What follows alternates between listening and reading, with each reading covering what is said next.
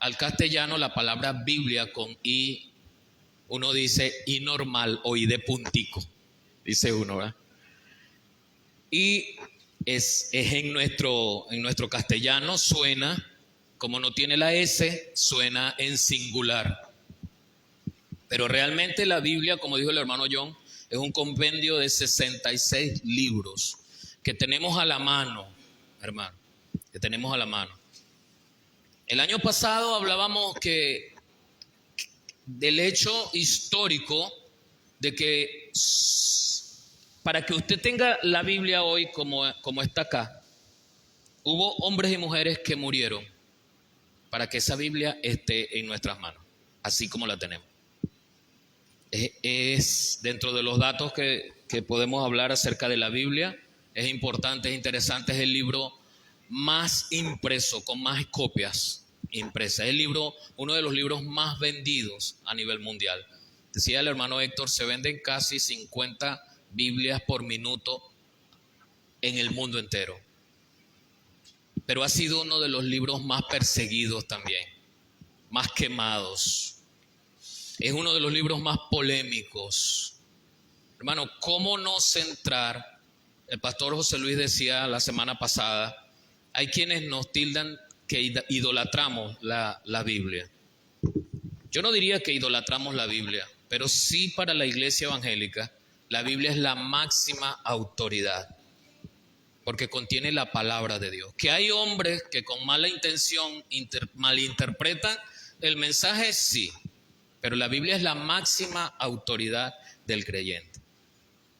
Por eso no hay un cacique, por eso no hay un pastor perfecto, por eso no hay un único pastor que reúna concilios, ni de una misma denominación ni ecuménico, que imponga lo que usted debe o no debe hacer. No.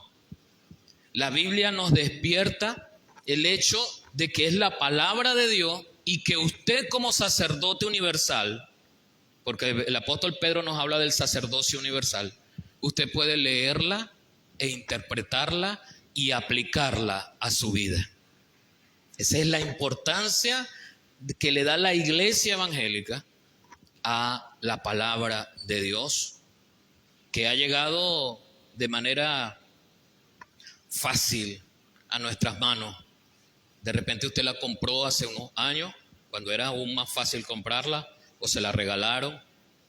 De todas maneras, gracias al Señor por su palabra. Y hoy, el mensaje de hoy tiene que ver también con la palabra de Dios, con la Biblia. Y yo le voy a invitar que usted busque, se ubique en el Salmo 119, 130. Y en estos minutos que vamos a pasar aquí, vamos a hablar de un tema relacionado con la lectura y el estudio de la Biblia, que todos sabemos es un compendio de libros que tiene el mensaje de Dios, el logos de Dios para la humanidad. Y el mensaje de hoy lleva por título una pregunta en la cual debemos meditar, una pregunta en la cual debemos reflexionar. ¿Yo tengo una Biblia marcada o he sido marcado por la Biblia? Ese es el tema de hoy. ¿Biblias marcadas o marcados por la Biblia?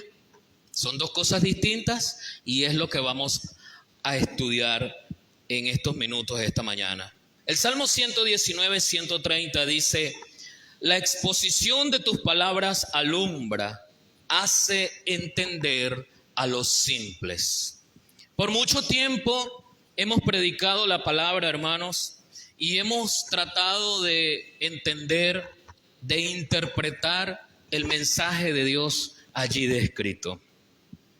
No podemos pasar por alto algunos comentarios de algunos teólogos, algunas personas que hacen referencia quizás a la complejidad de la Biblia. Y es que nuestra vida siempre queremos dar lectura rápida a las cosas.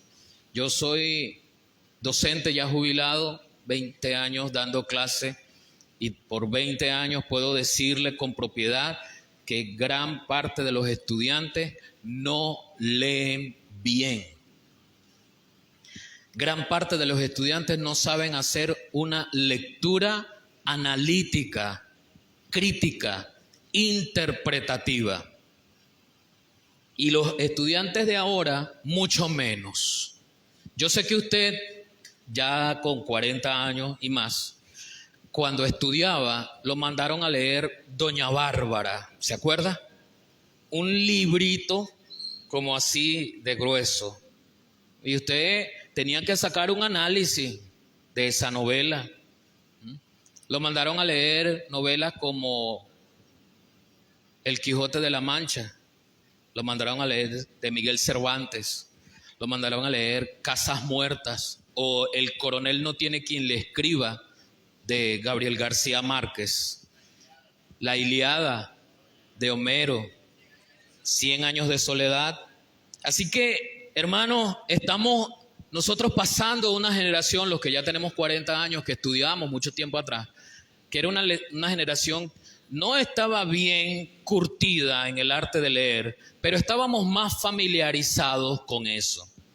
Leer la Biblia, hermanos, requiere de nuestra parte cierta disposición, sin miedo, sin pensar que la Biblia está escrita en código, porque la Biblia no está escrita en código, aunque tiene símbolos y tipos.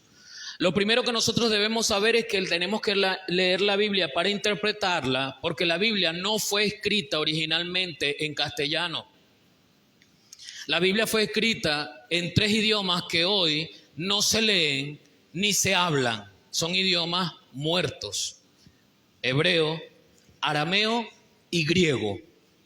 La Biblia fue escrita, decía el hermano, dentro de los datos históricos interesantes de la Biblia, en por lo menos 3 continentes, 3 lugares distintos, alrededor en un trayecto más o menos de 1600 años, por casi 40 autores de distintos estratos sociales, desde el rey David y Salomón hasta pescadores como Pedro, médico como Lucas, agricultores.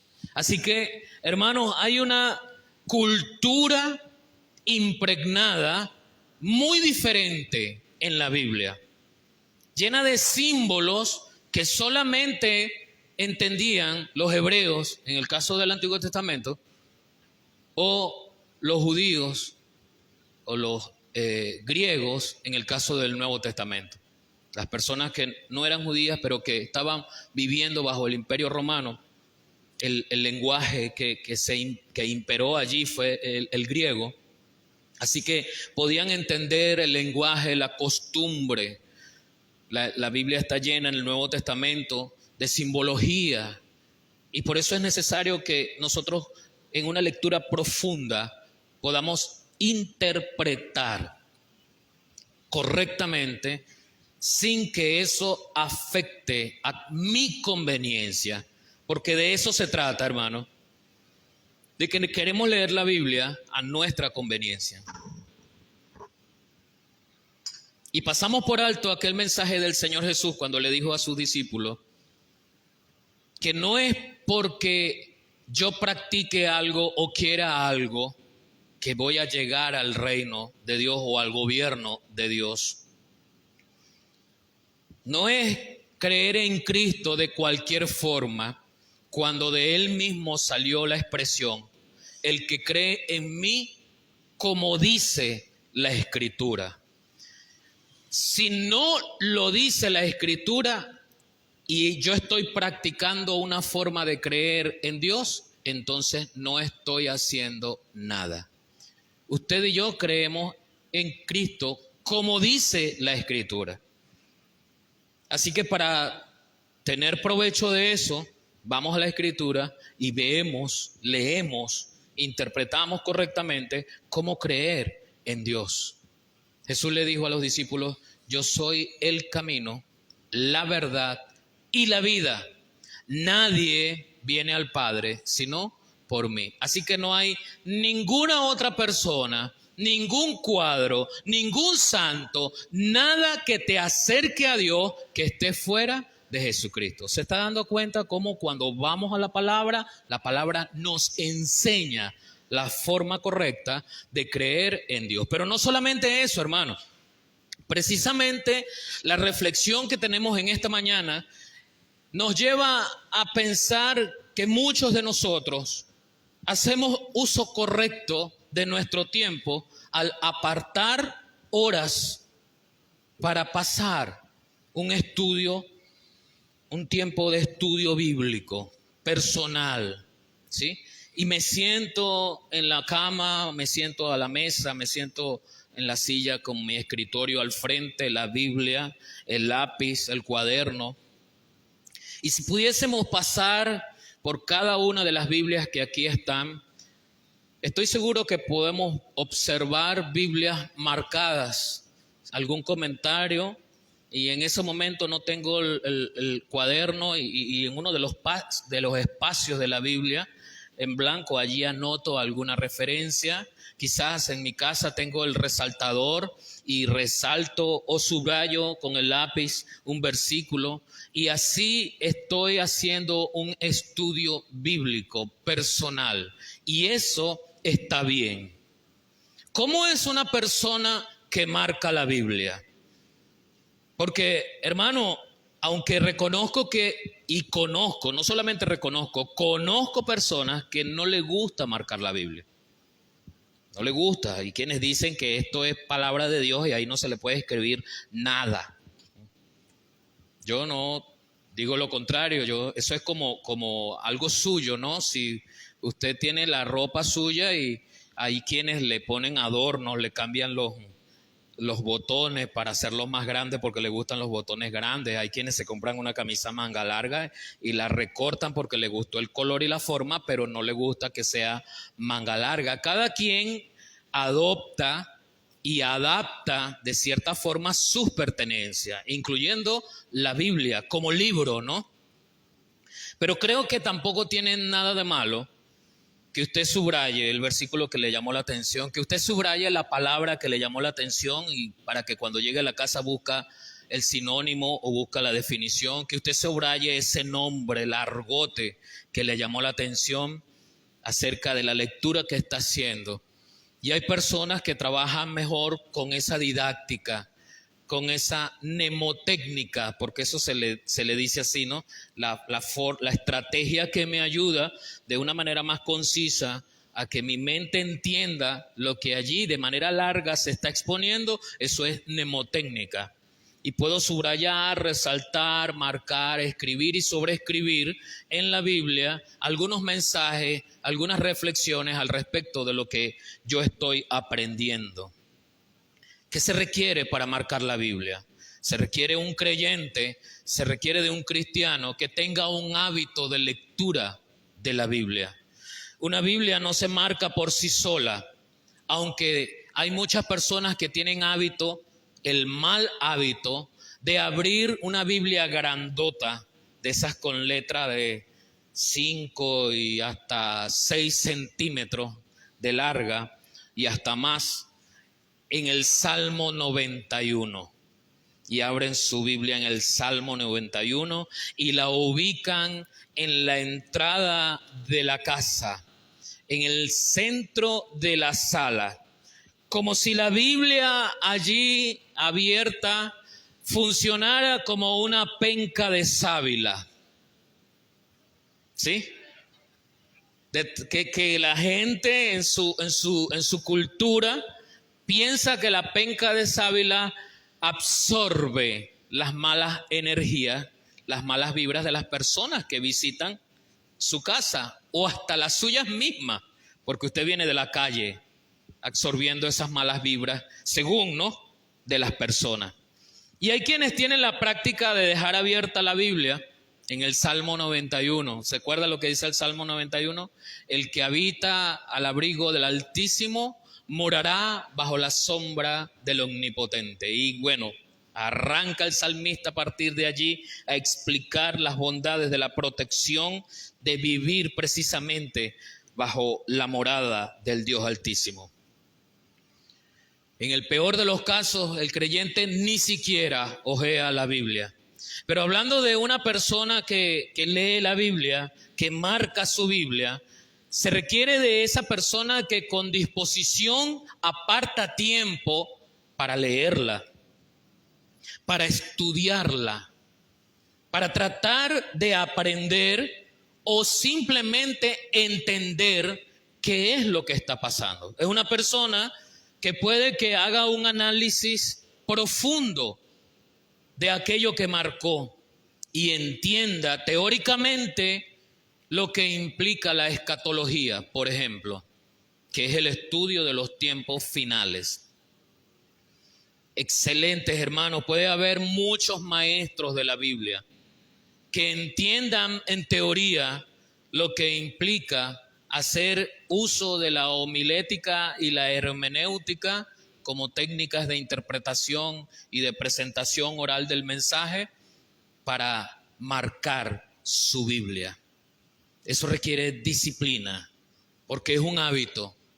Marcar la Biblia por marcarla no es de interés, pero marcar la Biblia para estudiar va a requerir de disciplina. No es si me queda tiempo, es que en la mañana yo aparté una hora, o en la tarde, o en la noche, no importa el momento, hoy yo aparté tiempo para leer y marcar mi Biblia. Marcar la Biblia implica tomar notas, tomar apuntes, hacer preguntas. ¿Dónde está? ¿Cómo está? ¿Qué estaba haciendo? ¿Qué terminó de hacer? ¿Y cuáles fueron los resultados de esa historia o de ese evento en el cual yo estoy leyendo? Marcar la Biblia requiere buena intención. Pero ¿sabe una cosa, hermano? Las buenas intenciones no complementan nuestra relación con el Señor. Las buenas intenciones significan ese primer paso que nos van a llevar a hacernos hábitos, pero no lo es todo. Hay una diferencia entre el creyente que marca la Biblia con una buena intención, aprender. Hay quienes saben de memoria muchos versículos de la Biblia, llevan mucho tiempo estudiando la Biblia, siendo creyentes, o quizás tienen alguna ventaja en su memoria que les permite memorizar a corto plazo, les permite memorizar versículos y lo repiten. Y yo me he encontrado con personas que saben versículos de memoria, no solamente saben lo que dice el versículo, sino que saben la cita, es decir, dónde está el libro, el capítulo y el versículo. Hay personas que conocen la composición o la estructura de la Biblia. Nosotros aquí, hermanos, en mis tiempos de niño, gloria a Dios por los maestros de escuela bíblica dominical que yo tuve, maestros de escuela bíblica que enseñaron bien a esa niñez y a esa juventud. No estoy diciendo que los de hoy no, estoy diciendo que en mi niñez, gloria a Dios por esos maestros que se tomaron la disposición de enseñarnos. Hermano, y a corta edad, en la escuela dominical, ya nosotros sabíamos el nombre de los 66 libros de la Biblia, al revés y al derecho. Es decir, podíamos decirlo del Génesis al Apocalipsis o del Apocalipsis al Génesis. Y aprendimos en esa época la estructura, cómo se agrupa o clasifican esos 66 libros de la Biblia. El Pentateuco, los 5 primeros libros de la ley, los 12 libros siguientes, proféticos, los poéticos, los profetas mayores, los profetas menores, el Nuevo Testamento, el libro histórico, los evangelios. Todo eso lo conocíamos porque estudiamos en eso, Pasamos tiempo estudiando en eso. Pasamos tiempo dedicados a aprender. Y otra cosa que nos ayudaron fue a venir aquí, pararnos pequeños, 9 años, 10 años, y recitarlo, decirlo. Yo no sé cuántos de ustedes se acuerdan de los que estaban en esa época. Yo no sé cuántos de ustedes lo aprendieron así. De pronto hoy no lo sabe. Pero lo que le estoy diciendo es que para hacer eso se requiere disciplina, disposición, y está bien. Pero de la buena disposición, yo no hago una relación con Dios. Eso no lo es todo. Porque mi relación con Dios no es vivir con una etiqueta. Yo soy evangélico, yo soy religioso. Eso no es relacionarme con Dios. Por eso es que los matrimonios no entendemos lo que significa vivir en una relación. El esposo, la esposa se comprometen a vivir juntos una relación, una vida. El Señor Jesús le enseñó a sus discípulos y los dos serán una sola carne. Nuestra relación con Dios no es una mera formalidad que nos da un título de evangélico o hijos de Dios. La palabra dice que cada vez que una persona cree en el Señor Jesucristo como su Señor y Salvador, es sellado por el Espíritu Santo, Efesios 1:13, y al mismo tiempo es trasladado de un reino a otro reino. La palabra reino habla de gobierno, no está hablando de que usted estaba en la tierra y literalmente se va al cielo. Está hablando de gobierno.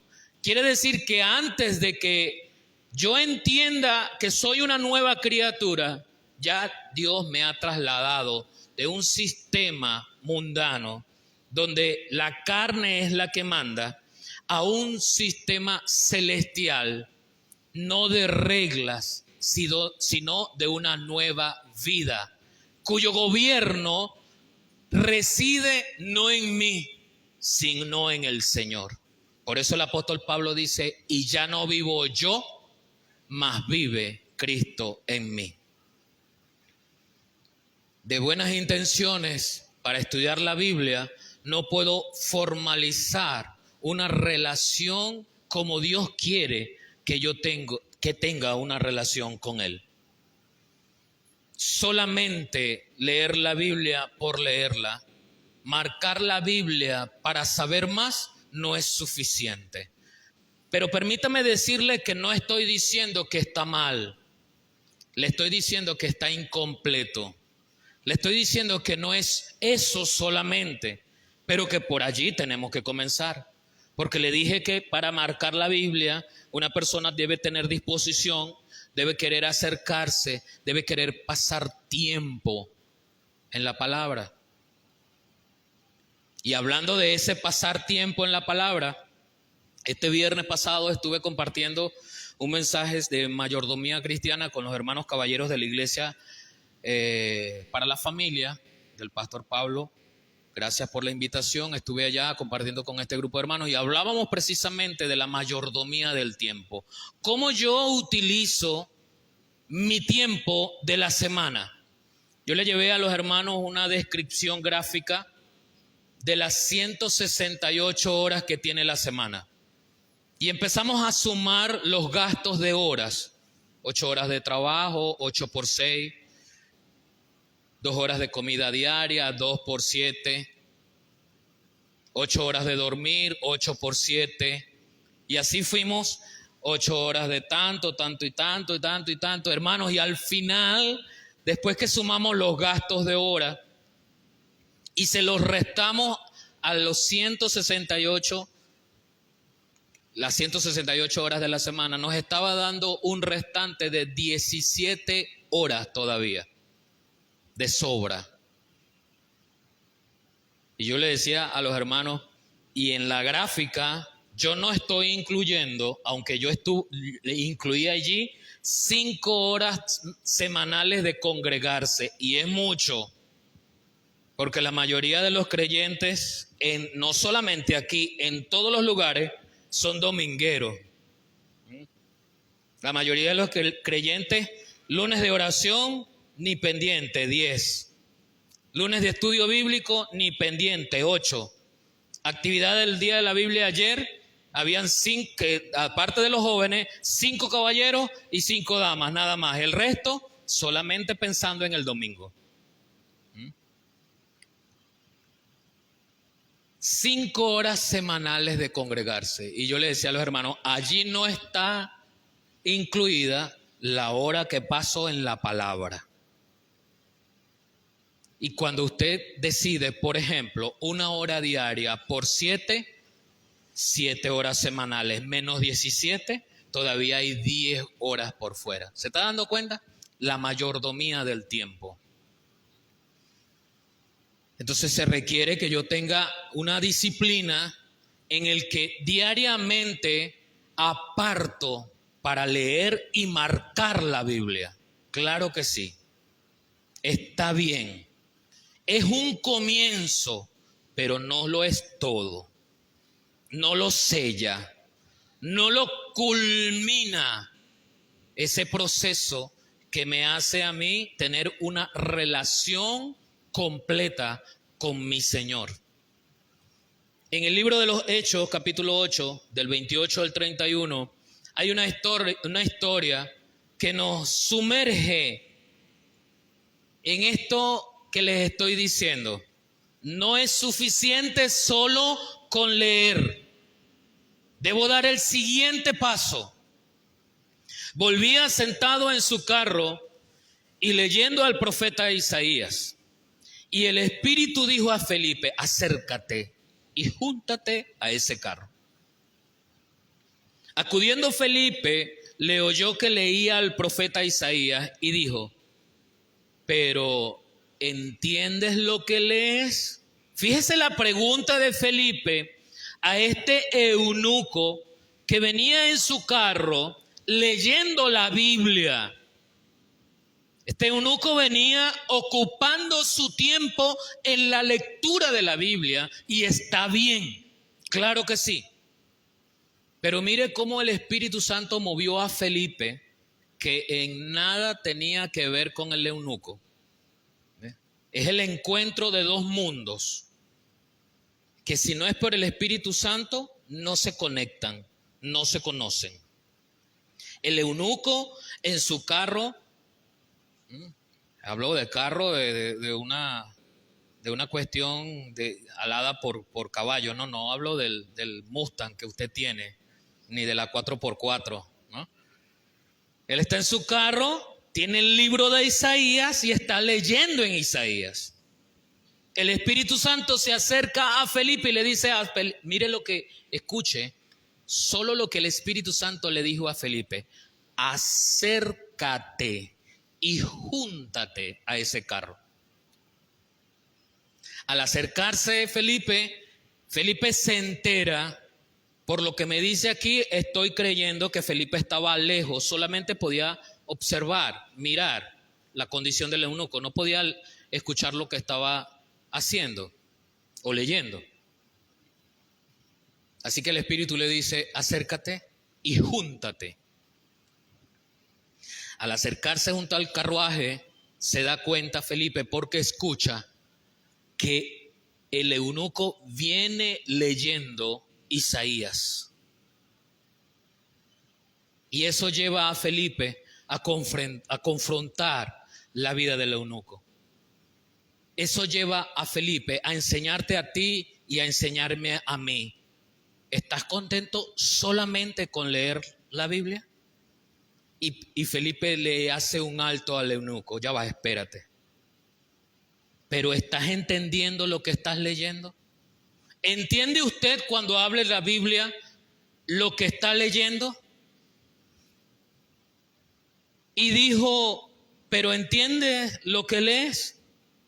Él le dijo, el eunuco responde, él le dijo, ¿y cómo podré si alguno no me enseñara? Yo no sé si es la primera vez que el eunuco estaba leyendo la Biblia, pero lo que sí sé es que esa lectura la estaba leyendo con interés, pero sin entender lo que significaba. Por eso es que las personas solamente ven a Jesús como un maestro. Por eso es que otro grupo solamente ve a Jesús como un profeta. Por eso es que a veces nosotros solamente vemos a Jesús allá en Israel, allá hace 2000 años atrás, enseñando cosas muy bonitas. Por eso es que no sabemos cómo traer las enseñanzas de la Biblia a mi vida hoy. Porque estoy leyendo, pero no me detengo, pero entiendo.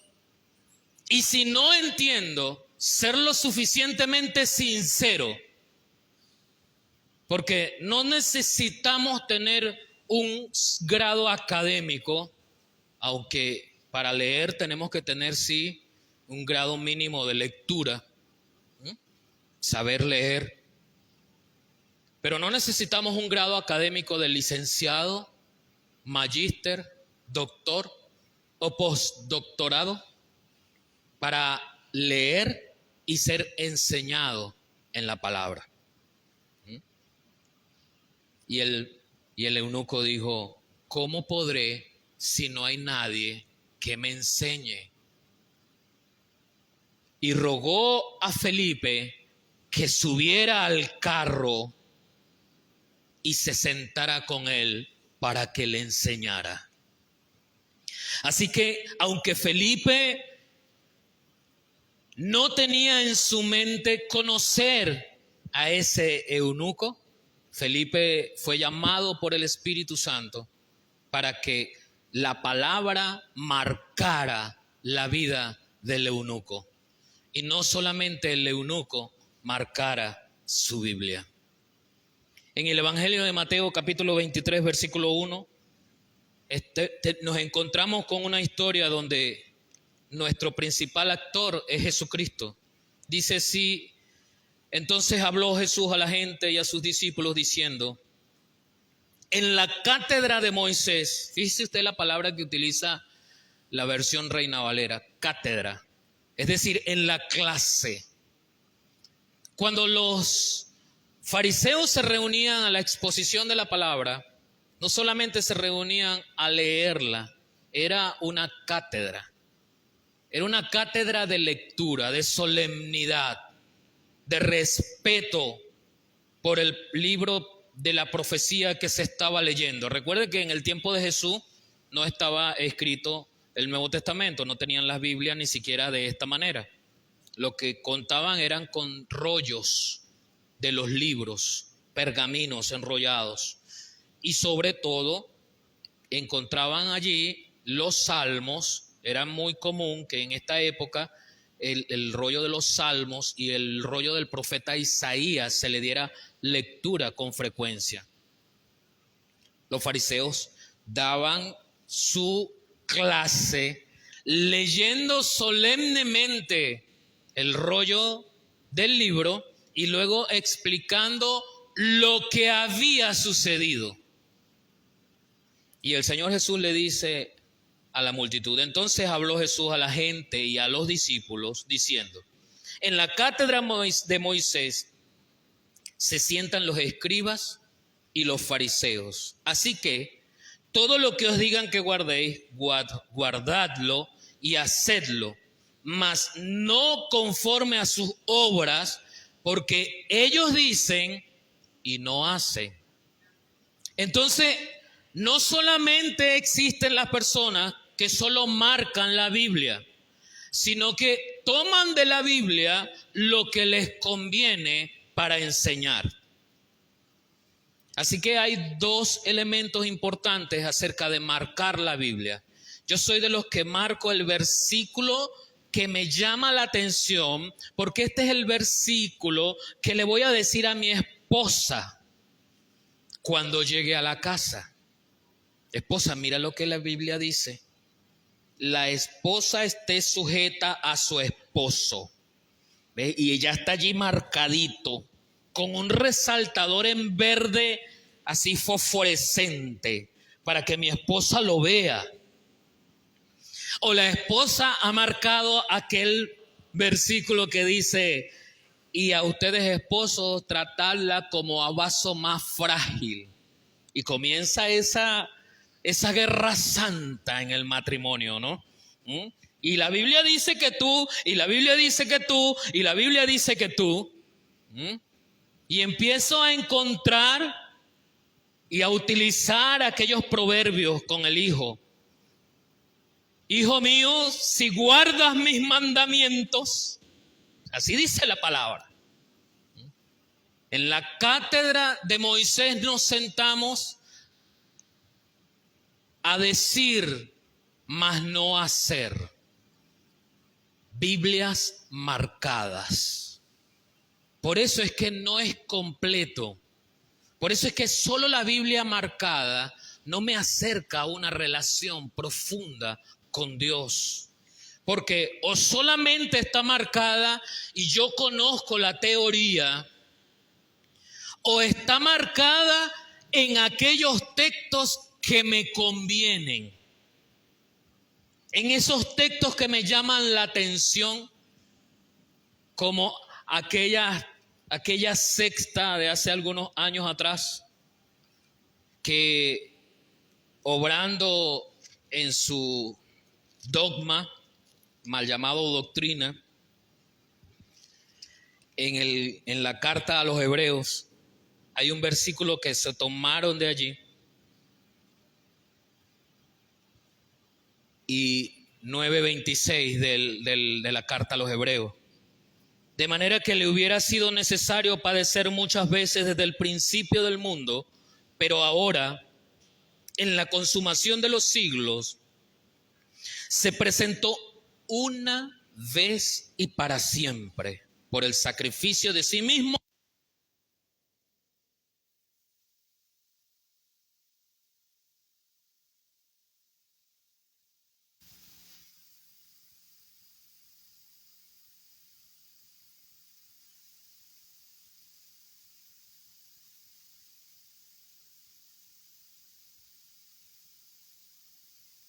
Y cualquiera, ¿verdad? Solamente marcando ese texto.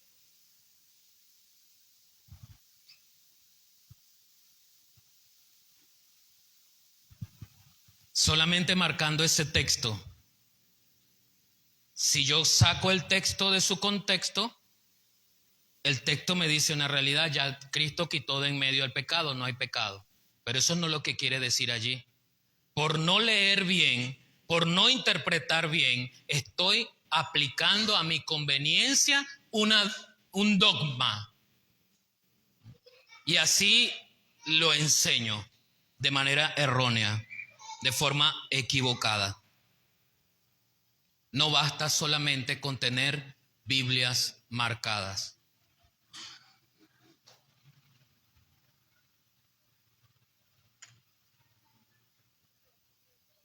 ¿Cómo puedo entonces ser marcado por la Biblia?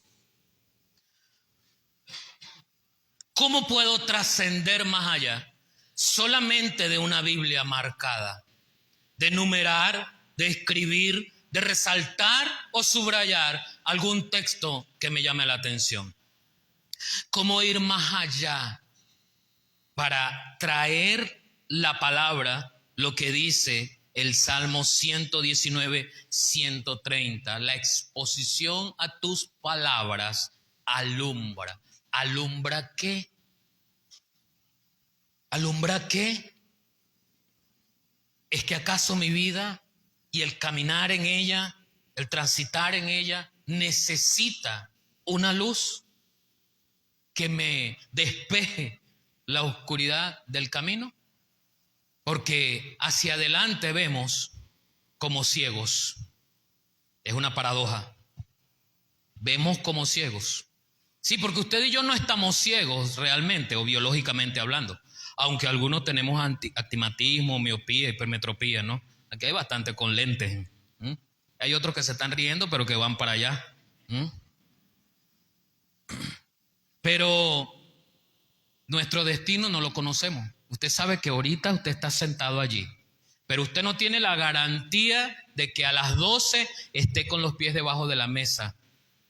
No tiene la garantía. Ese es su plan. Esa es su esperanza. A esta hora ya el estómago ya le está pidiendo algo y usted anhela que a las 12, si terminamos a las 12, ¿verdad? Ya usted estará sentado a la mesa comiendo. Pero ese es su anhelo, esa es una visión que no se ha hecho realidad. Está delante. Y el Señor le dice a su pueblo, la exposición de tus palabras alumbra. El Señor le dice a su pueblo, yo te alumbro. Pero la palabra no está puesta allí solamente para que me alumbre desde el sentido literal, porque es posible que hoy, con ese sol tan radiante que hay allá afuera, no necesitemos que nos alumbre ninguna luz, literalmente hablando. Así que, ¿de qué manera yo puedo ser marcado por esa exposición de la palabra? Ir más allá del mero hecho de leer, de subrayar, como le dije, o de resaltar. Es el hecho de la reflexión de la palabra que estoy leyendo. Y esa reflexión no implica entender teóricamente lo que significa, por ejemplo, el término concupiscencia. Yo sé que usted lee la Biblia y se encontrará con algún versículo, sobre todo en las versiones anteriores, versiones que son de una traducción más literal. Yo sé que usted de pronto se encuentre versículos que le hablen de concupiscencia. Y usted se interese en buscar en el diccionario lo que implica o lo que hace referencia al término concupiscencia. Y al encontrarlo y al aprender, se llena de gozo y de tranquilidad que ya usted sabe lo que significa el término concupiscencia. Hasta allí estamos bien, pero vamos mal. No es solamente saber en teoría lo que significa el término concupiscencia. Es que mi vida viva alejada de todo lo que implica el término concupiscencia. Allí sí, entonces la reflexión que yo hago para ser marcado por la Biblia no es solamente lo que significa en su término teórico, es cómo se aplica a mi vida hoy. El Salmo 24:1, de Jehová es la tierra y su plenitud, el mundo y los que en él habitan. ¿Cómo lo aplico? ¿Cómo aplico ese versículo a mi vida hoy? El Salmo 119:11 en la traducción al lenguaje actual dice, yo te busco de todo corazón y llevo tu palabra en mi pensamiento, manténme fiel a tus enseñanzas para no pecar contra ti. Fíjese lo que el salmista está escribiendo, enseñándonos a nosotros. Yo llevo tu palabra en mi mente. No es necesario que usted agarre su Biblia cuando se va al trabajo, se la ponga debajo del brazo y llegue a su trabajo con la Biblia debajo del brazo. De nada vale que usted lleve la Biblia debajo del brazo si en su trabajo usted y yo somos irresponsables. ¿Fue Jesús irresponsable en su vida? Entonces de nada me vale poniendo la Biblia, ahogándola debajo de ese sobaco que a veces no tiene buen olor. Está impregnado de algo fuerte. De nada vale, hermano. Pero el salmista dice, llevo tu palabra en mis pensamientos. ¿Y a dónde llevamos nuestros pensamientos? A todos lados. Donde va su cerebro, allí van sus pensamientos. Llevo tu palabra en mi pensamiento. Y le pide al Señor, manténme fiel para que esa palabra que lleve en mi pensamiento me ayude a no pecar. Así que la palabra que llevo en mi pensamiento me va a ayudar momento a momento en mi vida para ser marcado por ella y no solo que yo la marque a ella. Es como el esposo, discúlpenme que vuelva a hablar de los esposos, es un tema bastante particular para mí. trillado para usted, porque yo siempre hablo de la relación de matrimonio, porque es necesario que desde allí parta el carácter, la estructura de la personalidad del hombre y la mujer que aman y sirven a Dios. Tenemos matrimonios tan fracturados que hay hombres con un micrófono aquí, que hay mujeres sirviendo allá, allá, allá, con un matrimonio fracturado. No entiendo cómo puede haber un creyente que hable desde aquí, pero que golpee con sus labios o con sus manos a su esposa en su casa. No lo entiendo. Paso a creer que solamente marca su Biblia y se prepara para predicar algo que no ha vivido. Y tenemos esposos, perdónenme la expresión que voy a utilizar, una expresión creo que no es grosera, pero es grotesca. Hay esposos marranos en su casa, y no por lo gordo, porque hay esposos gordos, ¿verdad?, que no tienen la línea que uno tiene, ¿verdad? Esos esposos que se descuidan y engordan y comen mucha harina, hay esposos así. Pero no me refiero solo, no, mentira, no solos, no me refiero al hecho de que sean gordos, me refiero al trato cruel, despiadado con su esposa. Pero se paran aquí con un micrófono y alientan por allá y por allá y por allá, hablando de Dios y hablándole a la gente. ¿Y su casa? ¿Y su relación allá con su esposa? ¿Con sus hijos? No han sido marcados por la palabra. Solamente ellos marcan la Biblia. Por eso les digo, hermano, me interesa esa parte del matrimonio, porque es la parte que fractura mi carácter y mi personalidad en Cristo. Allá es donde tengo que comenzar a aplicar lo que el salmista está describiendo. Mis pensamientos quiero llevar, allí en mis pensamientos quiero llevar tu palabra, ayúdame a no pecar. Que aunque no cargue la Biblia para leerla en cualquier momento del día, yo la tenga aquí para aplicar, para tomar una decisión, para respirar hondamente.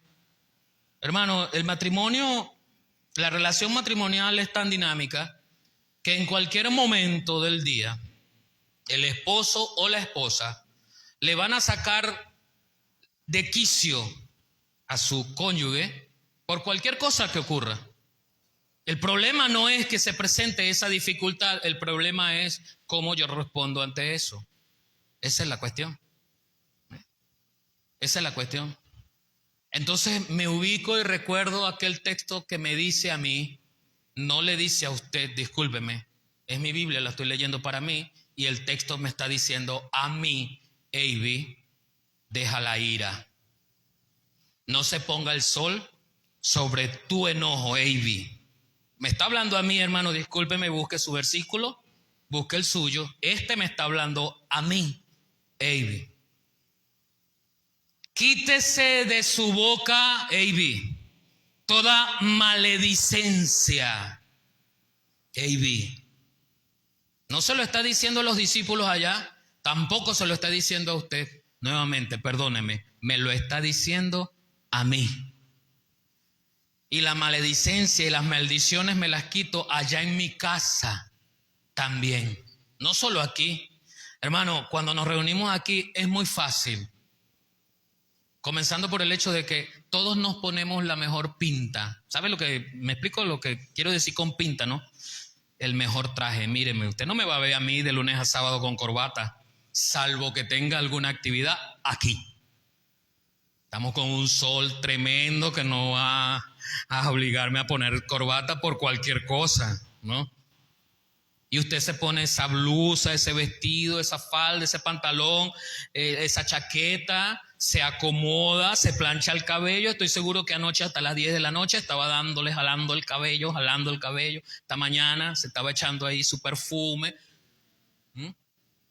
Y aquí nos comportamos.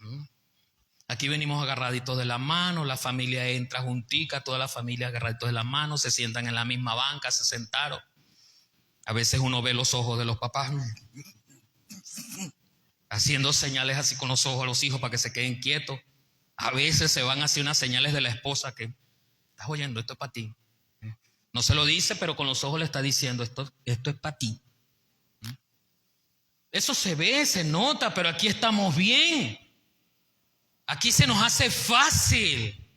Pero cuando llegamos a la casa, comienzan los gritos, comienzan las maldiciones, comienza el esposo a denigrar de su esposa, comienza ese esposo a decir y a enumerar todas las fallas que tiene ella y por qué él no ha podido hacer las cosas. Comienza ella a sacarle en cara todo cuanto hizo desde 1992.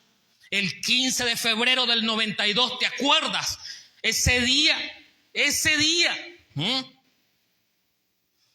Y empieza una guerra matrimonial. Padres, no exasperéis a ira a vuestros hijos. Y tenemos una mamá, tenemos un papá que en lugar de disciplinar, comienzan mira que yo te dije que no hagas, que no sé qué. Dice, en el mejor de los casos, en el peor de los casos tenemos papás que de una vez están golpeando a sus hijos, maltratando físicamente a sus hijos. ¿Se está dando cuenta? Biblias marcadas o marcados por la Biblia. Esa es nuestra esencia, ser cambiados, ser bienaventurados como aquel varón bienaventurado del Salmo 1. Bienaventurado el varón que dice que no anduvo en consejo de malo, ni estuvo ni en silla de escarnecedores se ha sentado. Versículo 2. Sino que en la ley de Jehová está su delicia. ¿Por qué? Porque en ella medita 3 minutos al día. No dice así, perdón. Disculpe, ¿cómo dice? Porque ella medita en la madrugada. Wow. No solamente lee la ley en el día y en la noche, sino que medita en ella. La meditación, como la reflexión que yo hago de mí mismo, como le dije al principio, implica no solo saber el ser. La filosofía nos habla de la ontología, el ser. La filosofía ha buscado siempre explicar la razón de las cosas. Y los grandes filósofos de la historia antigua, contemporánea y moderna hacen casi la misma pregunta acerca del ser. ¿Quién soy? Pero no queremos modificar nuestra forma de vivir porque estoy ya acostumbrado. No sé usted qué siente, si lo siente en el sillón de su casa o en su cama, ¿verdad? Ya usted hay camas que ya se le hace la forma de uno así cuando usted se acuesta. De modo que cuando usted se acuesta un poquito para allá, no tiene la forma y como que le molesta, ya la cervical está como, ¿verdad?, en otra onda. Qué bueno es cuando podemos ensancharnos y quedarnos cómodos. Hemos encontrado la mejor posición de la vida. Y para que nos saquen de allí, cuesta. Pero la reflexión que hace el varón, que medita de día y de noche, lo lleva a que esa reflexión cambie su vida hoy. La palabra que tenemos escrita en esta Biblia fue escrita hace más de 2000 años. Un poco menos el Nuevo Testamento.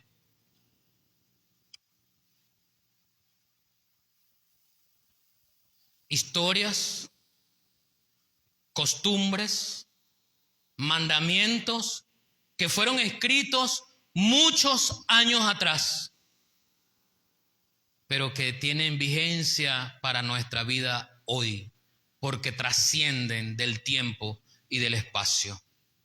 Solo debo asumir lo que el apóstol Santiago le dice a la iglesia para no quedarme solamente marcando mi Biblia. Como le dije, es bueno que marque su Biblia. Es bueno que usted haga su estudio y su lectura, pero no es suficiente. Cuando usted como maestro, como pastor, como predicador, sea el oficio, el rol que usted cumpla, solamente marca su Biblia, usted se está perdiendo de enseñar como Jesús enseñaba. Con las primeras enseñanzas de Jesús, lo primero que decían las personas es que éste enseña como quien tiene autoridad. No solo agarró el libro para enseñar. No sé si usted tuvo alguna vez un maestro en la escuela, o no sé cuántos maestros de acá lo hacen, ¿verdad? Agarran el libro y el pizarrón y con el libro allí rellenan el pizarrón y luego hacen su explicación y su enseñanza. Utilizan su guiatura de esa manera, su guía de esa manera. Pero en el caso nuestro, hermano, en el caso suyo hoy, en el caso mío hoy, no es solamente leer, sino hacer lo que aquí se nos manda hacer de la manera correcta. Por eso no puedo solamente leer la Escritura y tratar de hacer lo que dice allí de manera literal. Como aquel hombre que le estaba pidiendo en oración a Dios: Señor, muéstrame aquí en tu palabra, ¿ves? Porque es que a veces malentendemos las cosas. Aquí donde yo abra la Biblia, Señor, eso voy a hacer. Y cuando puso el dedo allí, estaba allí en el Evangelio donde se narra, y Lucas fue y se ahorcó. No, Señor, ese no era. Señor, alúmbrame, y vuelve a abrir aquí, y se va a aquel texto que dice: ve tú y haz lo mismo. Malentendemos lo que significa practicar la Escritura. No es solamente leer y hacer, es meditar en eso. El apóstol Santiago dice en el primer capítulo a la iglesia, versículo 22 al 25: pero sed hacedores de la palabra y no tan solamente oidores. Porque si somos oidores, fíjense la segunda parte, engañándoos a vosotros mismos. Aunque logro despistar al pastor, aunque logro despistar a los hermanos con mi mejor traje y una elocuente forma de hablar, el problema no es que ser un oidor engaño a los demás. El problema es que me engaño a mí mismo.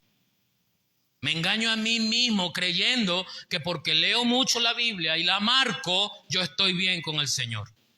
Y dice el apóstol: y no tan solamente oidores, engañándoos a vosotros mismos. Porque si alguno es oidor de la palabra, pero no hacedor de ella, este es semejante al hombre que considera en un espejo su rostro natural. Porque él se considera a sí mismo y se va y luego se olvida cómo era.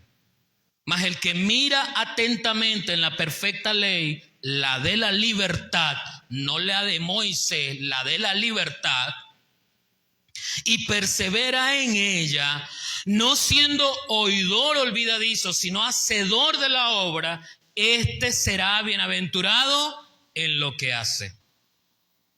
Es el hombre de Dios que se deja marcar por la palabra, aquel que se constituye bienaventurado. Si yo solamente soy oidor, yo me engaño a mí mismo.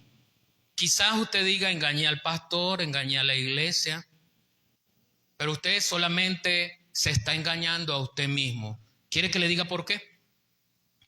Porque cuando llegue el momento final, que todos estemos delante del Señor, que el mismo Jesucristo le enseñó a sus discípulos, cuando estén todos delante del trono del Señor, habrá esa clasificación de ovejas y cabras locas.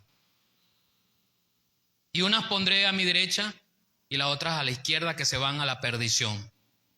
Y muchos me dirán, cuando les diga, ustedes van a la izquierda, muchos me dirán, aquellos que se engañaron a sí mismos, ¿recuerda? ¿Ve? Porque la sorpresa de haber creído que por haber predicado 35 de los 52 domingos al año, de aquellos que creían que porque tenían un cargo, una función en la iglesia, repitiéndolo y haciéndolo durante 48 años de su vida, se llevará la sorpresa final cuando el Señor le diga, apártate de mí. Y preguntarán, Señor, yo sí iba a la iglesia, yo sí predicaba, que oraba y los demonios huían.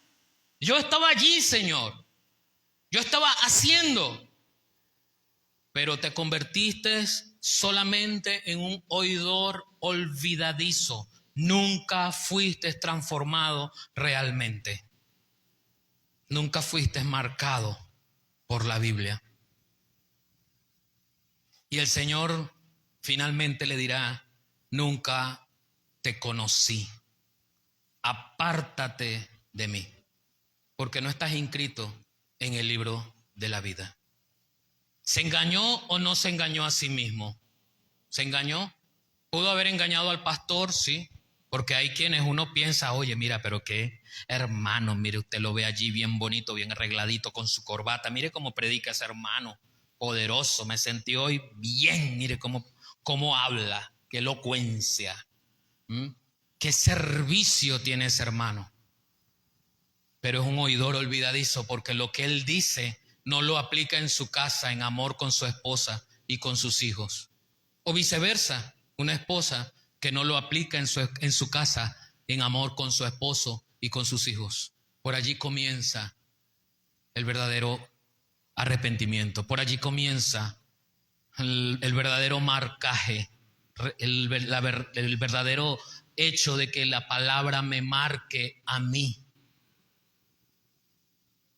El apóstol Pablo le dice a Timoteo, enseñándole su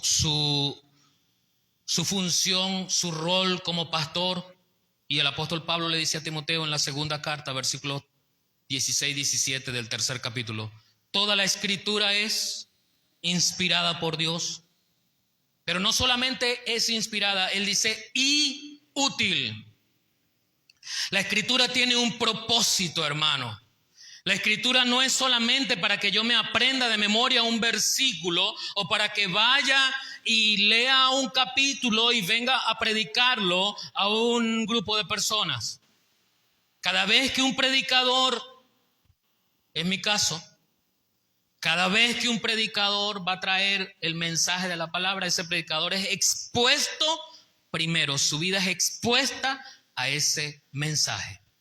Si tu vida no es primero expuesta a ese mensaje, lo que estás predicando no viene de Dios, viene del alma, viene de la carne, viene de lo emotivo, viene de la venganza. Este domingo voy a predicar contra el pecado porque hay mucho pecado en la Biblia, en la iglesia. Viene de la carne. Y es útil la palabra, es útil para enseñar. ¿Qué se enseña? Cosas nuevas. ¿Qué se enseña? Se enseña a hacer y se enseña a hacer. 2 Corintios 5:17. De modo que si alguno está en Cristo, nueva criatura es. Si usted era un grosero y ahora está en Cristo, usted tiene que dejar de ser grosero. ¿Sí me explico? Si usted maltrataba a su esposa cuando estaba en el mundo, ahora usted tiene que amar y tratar bien. Dice la palabra, como a vaso más frágil. Hermano, ojalá usted tenga el momento de tocar o ver este vaso de cerca. Este no es un vaso más frágil. Por supuesto, si lo dejo caer desde acá, se va a quebrar. Es un vidrio grueso. Pero el apóstol dice, como a vaso más frágil, con cuidado. Esposo, así tratas a tu esposa allá. Porque si no es así, tú solamente marcas tu Biblia. No estás siendo marcado por la palabra.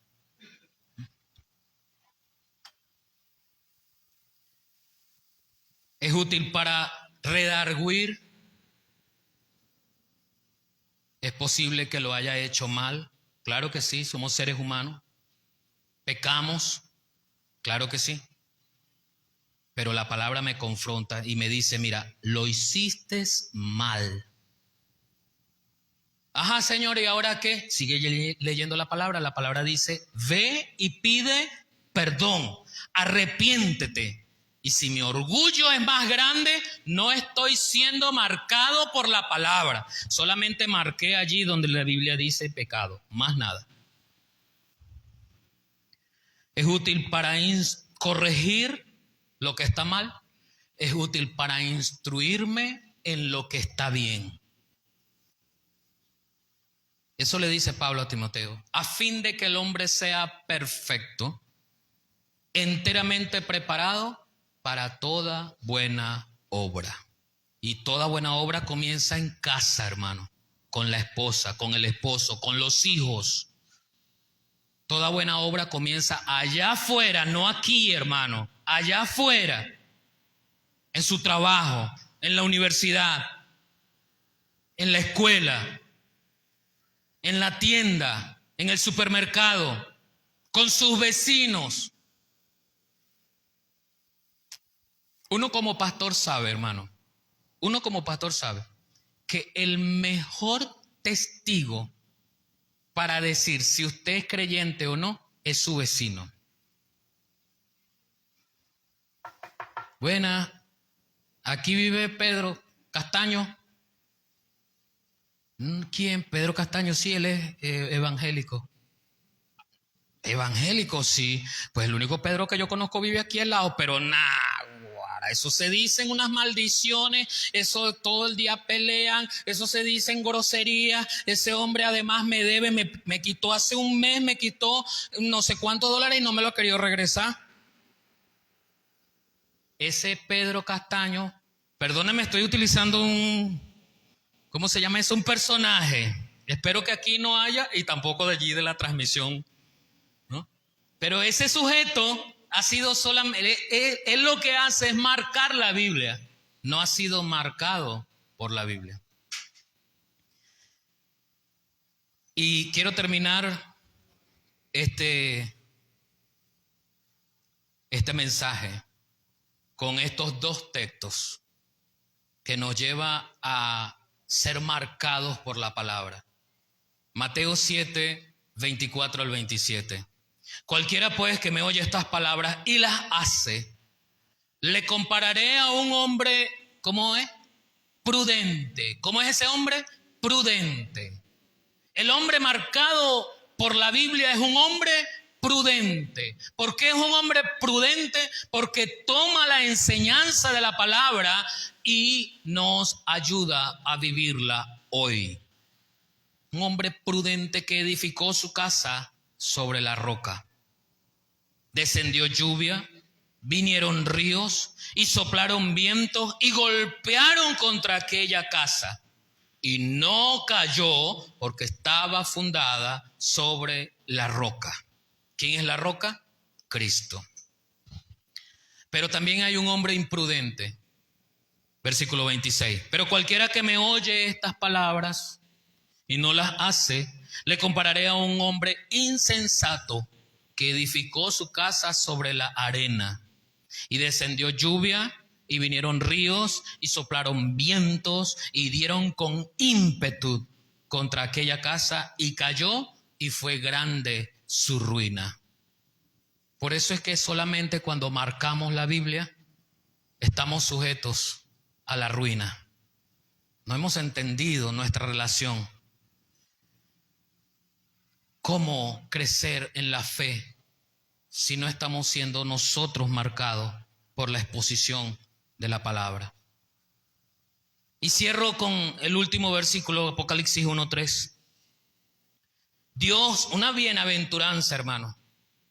Dios bendice al que lee a la iglesia las palabras de esta profecía y bendice a todos los que escuchan el mensaje y obedecen lo que dice, porque el tiempo está cerca.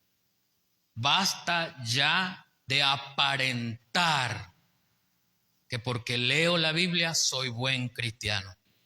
Basta ya de aparentar que porque cargo una Biblia debajo del brazo soy un buen hijo de Dios. Es hora de arrepentirnos. Es hora de dejarnos marcar por la Biblia. Cierre sus ojos. Es hora de que el Señor haga su obra en mí a través de su palabra. Y piense allí cómo este mensaje puede ayudarle a ser marcado en su vida. Y allí donde está, haga una oración diciéndole al Señor que le ayude a ser marcado por la exposición de su palabra. Padre, en esta hora te damos las gracias. Gracias, Señor, por la exposición a tu palabra. Gracias, Señor, porque ella alumbra y guía nuestras vidas. Pero queremos pedirte perdón porque muchas veces somos tan solo oidores de ella. Nos limitamos exclusivamente a marcar algunos versículos, algunos textos, y no a ser marcado por ella. Marca nuestra vida, Señor, con tu palabra a través de la obediencia. Ayúdanos a obedecerte, Señor. Delante de ti cada hombre, mujer, cada joven, cada niño, Señor.